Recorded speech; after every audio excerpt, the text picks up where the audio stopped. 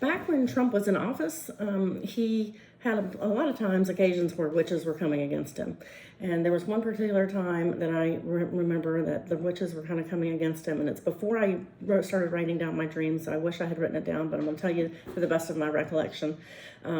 It was in the daytime. This time was in the daytime that we were supposed to pray. A lot of the prophets were calling for Christians around the nation to pray for President Trump at this time when these groups of witches were coming together to try to hex him or whatever. And so I had I was looking at my phone waiting for the time to come. And so I went to my room because it was about 5 minutes before the time for us to all pray.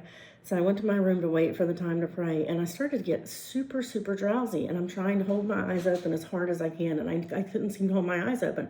And about a minute before we were supposed to pray, all of a sudden I was just out, but I could see in the spirit. And so I think God put me into this sleep and allowed me to see, because once I went to sleep, I automatically started praying, and I could see myself praying, and I could see a blue beam shooting up from our house where I was praying, and from my prayers, and it was shooting out over to this one building.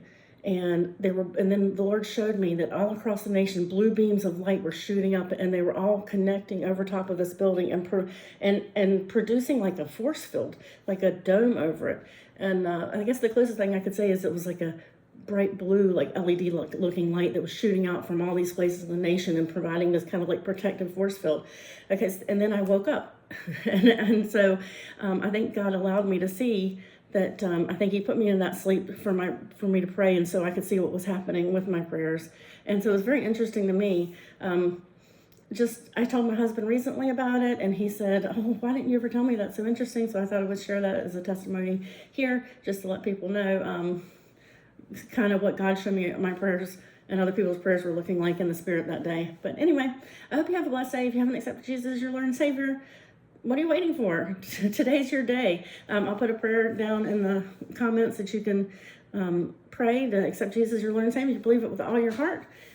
Accept Jesus as your Lord, and He will work in your life in amazing ways when you seek Him out and love Him and look to Him as your Lord and Savior. Anyway, thank you so much. Have a blessed day.